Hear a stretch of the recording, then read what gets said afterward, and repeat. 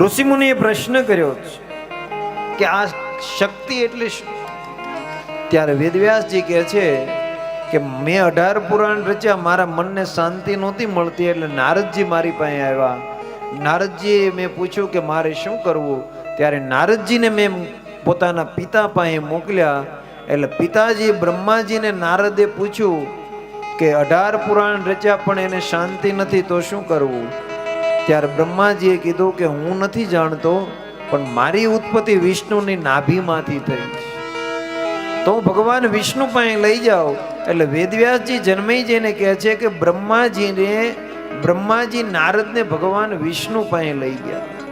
એટલે વિષ્ણુને પૂછ્યું કે મારા પિતા તમારું સ્મરણ કરે છે, મારા પિતા 24 કલાક બ્રહ્માજી તમારું સ્મરણ કરે છે, તો વિષ્ણુ ભગવાન તમે કોનું સ્મરણ કરો છો એ મને કહો.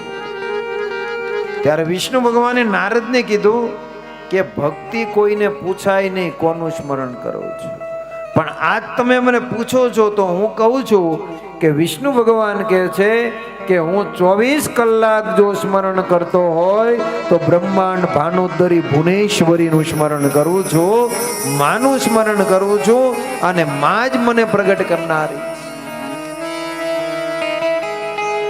ત્યારે નારદજી મને પૂછ્યું કે તો તમારાથી પર કોણ છે?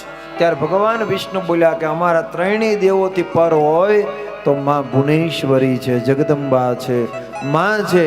મને સમજાણું નહીં. ત્યારે ભગવાન કહે છે કે નારદ મારી પાસે બેસો, હું તમને બતાવું.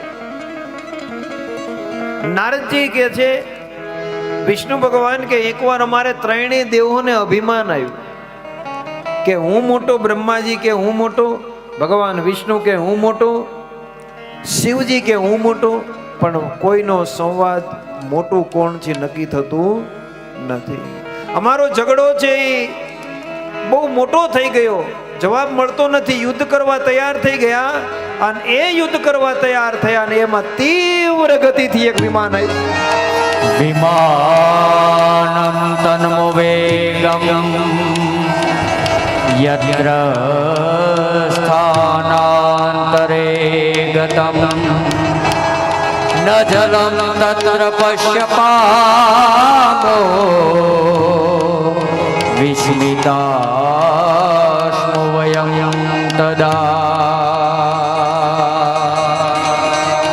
આન તીવ્ર ગતિથી વિમાન આવ્યું, અને વિમાનની અંદર અમને ત્રણેય દેવોને બેહાડી દીધા. પણ જેવા વિમાનમાં બેહાડ્યા અને વિમાન તીવ્ર ગતિથી ઉડ્યું, પણ વિમાનને કોઈ હાંકવા વાળું નથી, પાયલોટ નથી, વિમાનમાં ઈંધણ નથી, વિમાન મંત્ર શક્તિથી હાલી રહ્યું. અને તીવ્ર ગતિથી વિમાન ઉડ્યું, પણ સીધું વિમાન કૈલાસમાં ગયું. તો કૈલાસમાં શિવજી બેઠા છે, અને એક શિવજી વિમાનમાં બેઠા છે. શિવજી વિચાર કરે છે કે હું અહીંયા છું અને કૈલાસમાં છું, તો અમારાથી મોટું કોણ? અમને પ્રગટ કરનારું કોણ? અને અહીંયાથી વિમાન તીવ્ર ગતિથી ઉડ્યું, અને ઉડતા વિમાન બ્રહ્મલોકમાં ગયું. તો બ્રહ્માજી 5 મુખવાળા બ્રહ્માજી બ્રહ્મલોકમાં છે, અને એક બ્રહ્માજી વિમાનમાં છે. બ્રહ્માજી વિચાર કરે છે કે હું અહીંયા છું, બ્રહ્મલોકમાં છું. આનું વિમાન તીવ્ર ગતિથી ઉતર્યું ને વૈકુંઠમાં ગયું. તો ભગવાન વિષ્ણુ વૈકુંઠમાં બેઠા છે. એક વિષ્ણુ વૈકુંઠમાં છે, એક વિષ્ણુ છે વિમાનમાં છે. દેવો વિચાર કરો કે આ કઈ સમજાતું નથી, પણ વિમાન જેવું તીવ્ર ગતિથી આકાશમાં ઉડ્યું, અને ઉડતા ઉડતા વિમાન છે. એ નગરો, વૃક્ષો, યજ્ઞ, સ્ત્રી, પુરુષ, નદી, વાવ, કુવા, સુંદર અને અનેક રાજાઓને મૂકી અને વિમાન છે આખું નગર છોડી બીજા નગરમાં, અને બીજા નગરમાં જ્યાં વિમાને પ્રવેશ કર્યો ત્યાં તો પ્રદેશ, પરિજાતના વૃક્ષો, સુરભી ગાય, દેવ, ઇન્દ્ર, સચી, કુબેર, સૂર્ય અગ્નિ, ચંદ્ર, દેવોને જોયા પણ વિમાન ઊભું નથી રહેતું, વિમાન ઉડવા લાગ્યું. અને વિમાન છે એ પ્રદેશને છોડી અને ત્રીજા પ્રદેશમાં ગયું. ત્યાં તો સરસ મજાના સમુદ્રના તરંગો, નદીઓ, અનેક કાર્ય જોયા અને વિમાન છે એ ત્રીજા પ્રદેશમાં ઉતર્યું છે. અને વિમાન જ્યાં ત્રીજા પ્રદેશમાં ઉતર્યું અને ઉતરતાની સાથે અમે ત્રણેય દેવો વિમાનમાંથી હેઠે ઉતર્યા. વિમાનમાંથી જ્યાં હેઠે ઉતર્યા ત્યાં તો મહારાજ ઇન્દ્ર ઉભા છે. ઇન્દ્રને મેં પૂછ્યું કે હે ઇન્દ્ર, તમે ક્યારના ઉભા છો? કે પ્રભુ, હું તો યુગોથી ઊભો છું. પણ અહીંયા શા માટે ઉભા છો? કે સામે એક જ્યોત ઝળહળી રહી છે, સામે લાલ કિલ્લો છે અને લાલ કિલ્લાની ઉપર એક ધજા છે, એ લાલ કરલની ફડાકા મારી રહી છે. પણ આ કિલ્લાના દ્વાર ખુલતા નથી. આ કિલ્લો બંધ છે, કિલ્લાના દ્વાર ખુલતા નથી. હું તો યુગોથી ઊભો. બ્રહ્મા, વિષ્ણુ, મહેશ અને ઇન્દ્ર ચારેય છે એ ધીરે ધીરે કિલ્લા તરફ હાલ્યા છે. લાલ કિલ્લો છે, લાલ કિલ્લા ઉપર ધજા ફડાકા મારી રહી છે. બાજુમાં સરોવરનું પાણી ઝરમર ઝરમર ઝરમર પાણી વરસે, અવાજ ઝરણાનો આવી રહ્યો છે. પક્ષીઓનો કોલાહલ સંભળાઈ રહ્યો છે. જોજ જળહળ જળહળ થઈ રહી છે.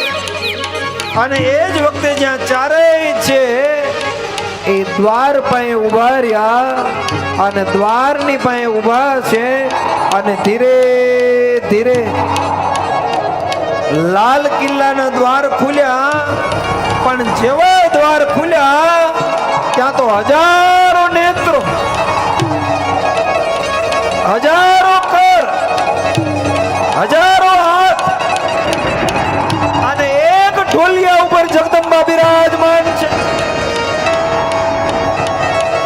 એક પાયો બ્રહ્માજીએ ખંભે ઉપાડ્યો છે, એક પાયો વિષ્ણુએ ખંભે ઉપાડ્યો છે, એક પાયો શિવજીએ ખંભે ઉપાડ્યો છે, એક પાયો ઇન્દ્રએ ખંભે ઉપાડ્યો છે.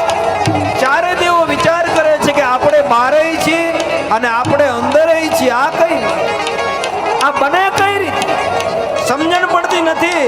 પણ જ્યાં ચારેય દેવોએ જોયા અને 1000 કર, 1000 નેત્રો અને તમામ જગદંબાઓ છે, આ જગદંબાની ચારે બાજુ ષટકોણ યંત્ર છે અને ષટકોણ યંત્રની બાજુમાં જગદંબાના મંત્રના જાપ કરી રહી છે.